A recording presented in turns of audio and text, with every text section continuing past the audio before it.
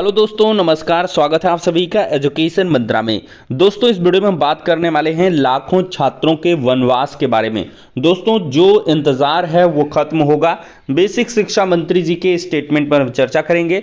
UP TET 2023 notification और साथ ही साथ दैनिक रोजगार संबंधी जो भी आज की महत्वपूर्ण अपडेट्स हैं उन सभी को कवर किया जाएगा। तो दोस्तों, वीडियो में आगे बढ़े इसके पहले एक छोटी सी इंफॉर्मेशन।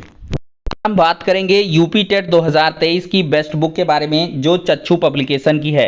अगर इस पुस्तक की खास बात करें तो इसमें 3000 से अधिक अध्यायवार महत्वपूर्ण प्रश्न हैं जिनकी विस्तृत व्याख्या भी दी गई है। 4 सॉल्व्ड पेपर्स भी प्रीवियस ईयर के दिए गए हैं। संस्कृत सहित सभी सब्जेक्ट्स को कवर किया गया है और साथ ही साथ देखा जाए तो टॉपिक वाइज स्टडी मटेरियल इस पुस्तक में दिया गया है और प्रैक्टिस के लिए हर एक टॉपिक के बाद बहुत सारे क्वेश्चन उपलब्ध कराए गए हैं। इतना ही नहीं, चक्षु पब्लिकेशन का ही एक प्रैक्टिस सेट आता है जिसको लगा करके आप अपनी यूपी टेट की तैयारी को और भी मजबूत कर सकते हैं। तो देर किस बात की है, लिंक डिस्क्रिप्शन बॉक्स में है। ऑनलाइन माध्यम से यदि पुस्तकों को लेना चाहते हैं तो क्लिक करें और साथ ही साथ ऑफलाइन के लिए किसी भी नज़दीकी बुक स्टॉल पर कॉन्टैक्ट करें। दोस्तों, देखा जाए तो लाखों बीएड और डीएलएड के छात्र शिक्षक भर्ती का लगभग 4 साल से अधिक समय से इंतजार कर रहे हैं।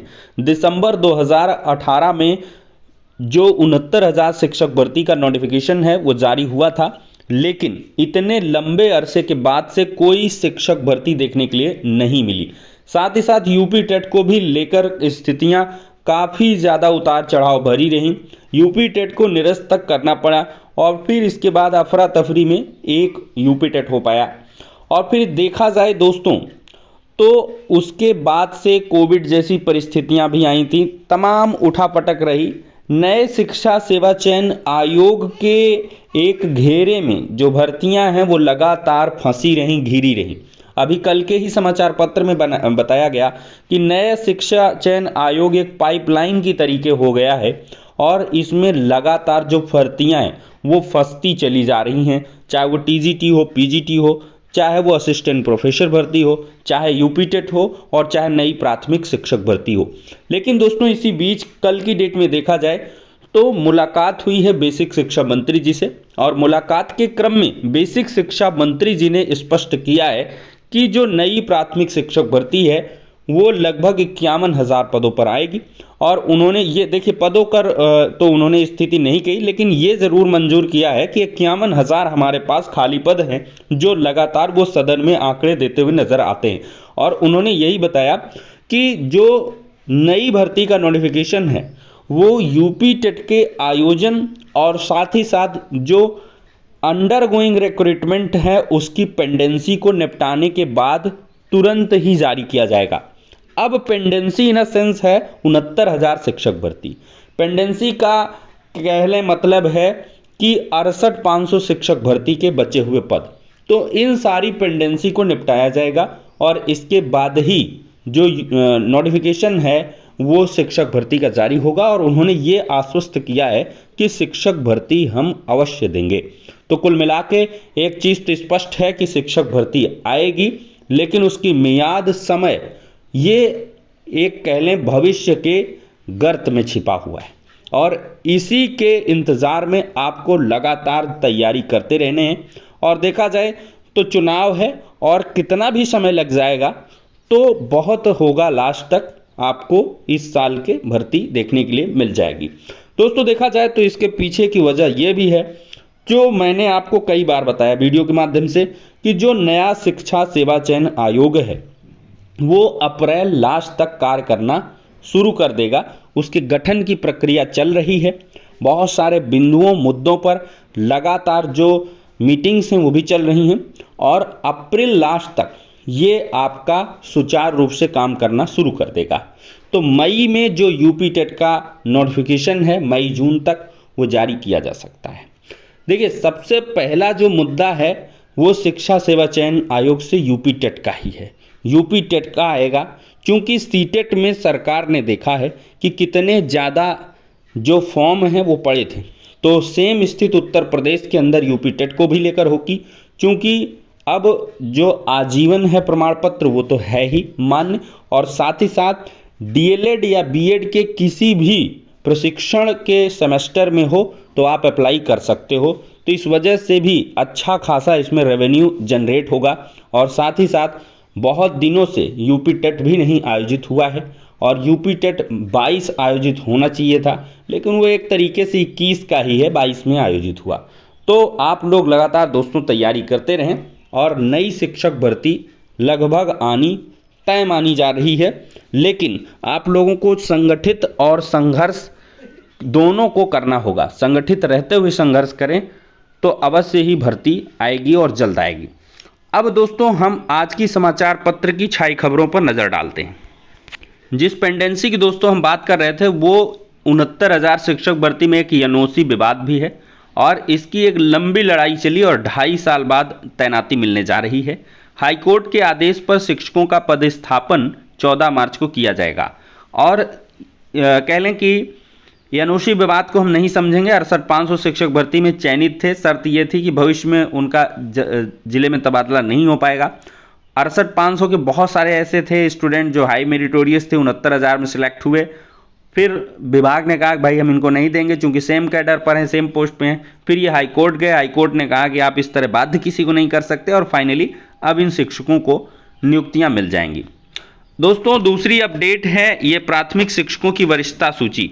ये भी एक बड़ा मसला है और प्रमोशन होने हैं। वरिष्ठता सूची में कई खामियां हैं। जिलों की जो वरिष्ठता सूची है वो जारी हुई है, और बहुत जल्द इसको भी किनारे लगाया जाएगा और प्रमोशन का भी काम पूरा होगा।